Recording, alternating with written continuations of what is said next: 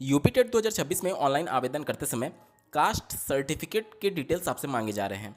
यहाँ पर मैं बिल्कुल क्लियर कर दूं कि जो भी कैंडिडेट ओबीसी कैटेगरी से बिलोंग करते हैं तो उनके लिए दो ऑप्शन खुल करके आएगा, एक क्रीमी लेयर और दूसरा नॉन क्रीमी लेयर।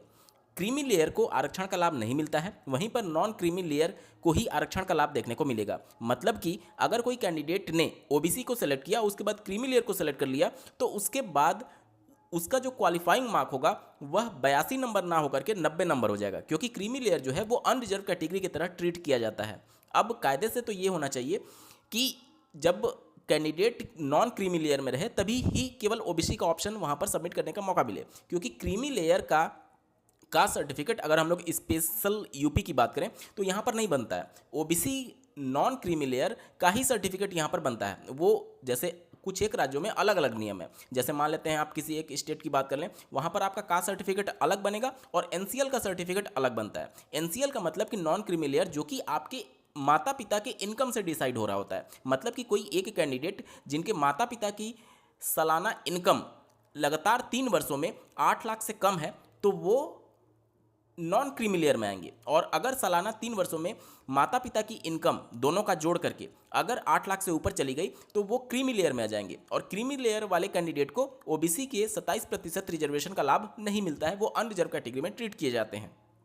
तो जब आप उत्तर प्रदेश के परिप्रेक्ष्य में आवेदन ले रहे हैं तो निश्चित तौर पर उत्तर प्रदेश में जो नियम है उसके हिसाब से आपको वेबसाइट डिजाइन करना चाहिए। जब यहाँ पर क्रीमी लेयर का अलग कॉन्सेप्ट है ही नहीं तो उसको ऑप्शन में देने का कोई मतलब ही नहीं था। अब बहुत सारे लोग गलतीवश अगर क्रीमी लेयर को सिलेक्ट कर ले रहे हैं तो उसके बाद से कास्ट का डिटेल नहीं मांगा जा रहा है। जैसे कि अगर आप पहले जब पीएनपी आयोजित करती थी तो उस समय देखते तो कास्ट के सर्टिफिकेट का डिटेल नहीं मांगा जाता था और बाकी डिटेल नहीं मांगा जाता था। वहाँ पर केवल पूछ लिया जाता था कि आप किस कैटेगरी से बिलोंग करते हैं। वहाँ पर ओबीसी एससी एसटी केवल बताना होता था, लेकिन उसके डिटेल नहीं मांगे जाते थे। अब चूंकि ये डिटेल मांगे जा रहे हैं तो इस वजह से जो पहले भी आवेदन कर चुके होंगे कैंडिडेट, चूंकि गलतीवश उन्होंने क्रीमी लेयर को सिलेक्ट कर लिया, उसके बाद से उनसे डिटेल नहीं मांगे जाएगा। अब वो कैंडिडेट ये समझ रहा है कि पहले की तरह ही नियम है और इस वजह से हमसे डिटेल नहीं मांगे जा रहा है, जबकि वो आवेदन में गलती कर चुका है। क्योंकि ओबीसी में रहते हुए अगर आपने क्रीमी लेयर सेलेक्ट कर लिया तो फिर आपको आरक्षण का लाभ नहीं मिलेगा। आपका क्वालिफाइंग मार्क्स 90 नंबर हो जाएगा अनरिजर्व कैटेगरी की तरह, ना कि 82 नंबर। ये तो बात हो गई एक मिस्टेक जो कि जनरली आप लोग के द्वारा किया जा रहा है और कमेंट के माध्यम से आप लोग के द्वारा पूछा भी गया था। अब बात कर लेते हैं विवाहित महिलाओं के संदर्भ में कि किनको कास्ट का लाभ नहीं मिलेगा। देखिए, ये तो माननीय सुप्रीम कोर्ट ने बिल्कुल क्लियर कर दिया है और ऑफिशियल नोटिफिकेशन में भी ये बातें मेंशन की गई हैं कि जो भी महिला होंगी, चाहे मैरिड हो या फिर अनमैरिड हो, अनमैरिड के कंडीशन में तो कोई डाउट ही नहीं है, मैरिड के कंडीशन में क्लियर सुप्रीम कोर्ट का जजमेंट है और उसी के आधार पर नोटिफिकेशन जारी हुआ है कि विवाहित महिलाओं के लिए जो कास्ट सर्टिफिकेट प्रोड्यूस करना है वो पिता पक्ष का होना चाहिए।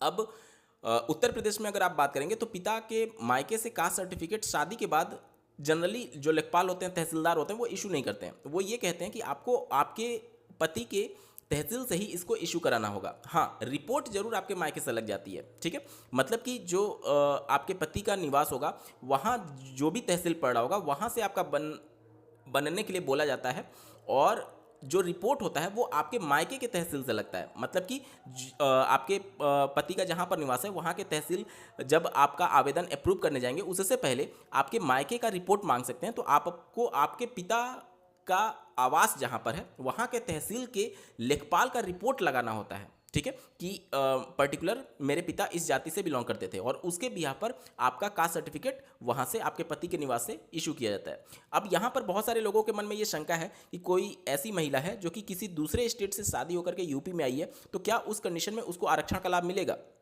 देखिए, आरक्षण के पूरे बैकग्राउंड को अगर आप समझेंगे तो इसका उत्तर स्वतः आप निकाल लेंगे। आरक्षण का लाभ कब दिया जाता है? जब आप उस पर्टिकुलर राज्य के मूल निवासी रहेंगे। अगर आप किसी दूसरे राज्य से बिलोंग कर रही थी, जैसे मान लेते हैं एक जनरल आइडिया के तौर पर कि आप एमपी में हैं या फिर बिहार के मूल निवासी हैं और आपकी शादी यूपी में हो गई, तो उस कंडीशन में चूंकि आप मूल निवासी यूपी के नहीं मानी जाएंगी।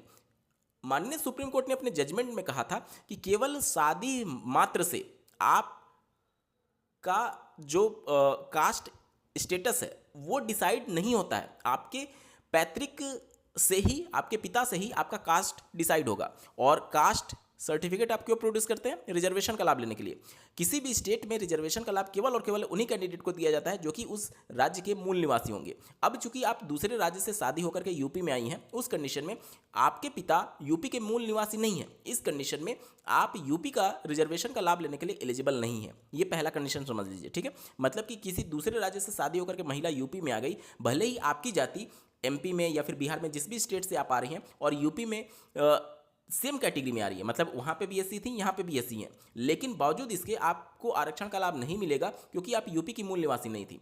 अब बहुत सारे लोगों के मन में ये प्रश्न आता है कि शादी के बाद तो हमारा निवास यहीं पर रहेगा ना, मतलब हस्बैंड के साथ ही रहेगा, तो उस कंडीशन में हमें आरक्षण का लाभ क्यों नहीं मिलेगा? देखिए, आरक्षण के संदर्भ में माननीय सुप्रीम कोर्ट ने क्लियर कहा है कि ये पिता पक्ष से डिसाइड होगा। पिता पक्ष से डिसाइड होने का मतलब कि आपकी जाति पिता के जाति से वहाँ से ओरिजिनेट हो रही है, और आरक्षण का लाभ तब मिलता है जब आपका मूल निवास उस राज्य में हो जहाँ से आप आरक्षण का लाभ ले रहे हैं। अब इसका मतलब क्या समझा जाए कि जब आपको आपके ससुराल से आरक्षण का लाभ नहीं मिल रहा है तो क्या ये सभी जगह पर यही नियम है? नहीं, सेंटर के लिए ये नियम नहीं होगा। कैसे, इसको समझते हैं। आप अपने पिता के तहसील से रिपोर्ट लगा करके अपने पति के तहसील से अपना कास्ट सर्टिफिकेट प्रोड्यूस करा सकती हैं, लेकिन आरक्षण का लाभ केवल और केवल ओरिजिनेटेड स्टेट में ही मिलता है, मतलब कि आपका मूल निवास जहां पर था। मतलब कि एमपी और बिहार की महिला शादी होकर के यूपी में आई तो यूपी में रिजर्वेशन का लाभ वो नहीं ले सकती, लेकिन मान लेते हैं कि केवीएस की भर्ती आ गई, एनवीएस की भर्ती आ गई, ईएमआरएस की भर्ती आ गई, या फिर कोई भी सेंट्रल लेवल पर टीचर की वैकेंसी आ गई, तो उस कंडीशन में ऐसी महिलाएं एमपी के रिपोर्ट के आधार पर यूपी में कास्ट सर्टिफिकेट प्रोड्यूस कर सकती हैं, सेंटर लेवल वाला, और उसका लाभ भी ले सकती हैं। क्यों? क्योंकि स्टेट में जो रिक्रूटमेंट्स होते हैं वहां पर स्टेट पॉलिसी लागू होती है और वहां के नियम के हिसाब से स्टेट का निवासी होना अनिवार्य है, लेकिन सेंटर का कास्ट सर्टिफिकेट चाहे आप यूपी से बनवाएं या फिर जिस भी ओरिजिनेटेड स्टेट से आप बनवाएं, वहां पर चूंकि आप सेंटर लेवल की बात कर रहे हैं, वहां राज्य का नियमावली या फिर नियम नहीं लागू होता है, वहां पर सेंटर का नियम लागू होता है। तो सेंटर का नियम यह कहता है कि आप देश के किसी भी कोने से, किसी भी भौगोलिक क्षेत्र से क्यों ना हो, अगर आपकी जाति सेंटर वाली लिस्ट में उस कैटेगरी से बिलोंग करती है तो फिर आप आरक्षण का लाभ लेने के लिए पूरी तरीके से एलिजिबल है। तो इसको ऐसे समझिए, मान लीजिए केवीएस की वैकेंसी आई, एमपी से शादी होकर के कोई यूपी में महिला आई हुई है, तो एमपी के अपने पिता के तहसील से वो अपना कास्ट रिपोर्ट लगा करके यूपी में अपने पति के तहसील से कास्ट सर्टिफिकेट प्रोड्यूस कर सकती है सेंटर वाला, और उसके बेस पर केवीएस में वो अपनी कैटेगरी का लाभ ले सकती है, रिजर्वेशन का लाभ ले सकती है। लेकिन एमपी की कोई महिला यूपी में शादी होकर के आई और एमपी के कास्ट सर्टिफिकेट के बिहार पर उसने पति के तहसील से अपना कास्ट सर्टिफिकेट प्रोड्यूस करा लिया, लेकिन यहाँ पर उनको रिजर्वेशन का लाभ नहीं देखने को मिलेगा, क्योंकि कायदे से देखा जाए तो वो मूल निवासी यूपी की नहीं मानी जाएंगी बल्कि एमपी की मानी जाएंगी। देखिए, ये बहुत बारीकियाँ हैं और बहुत छोटी छोटी चीज़ें हैं।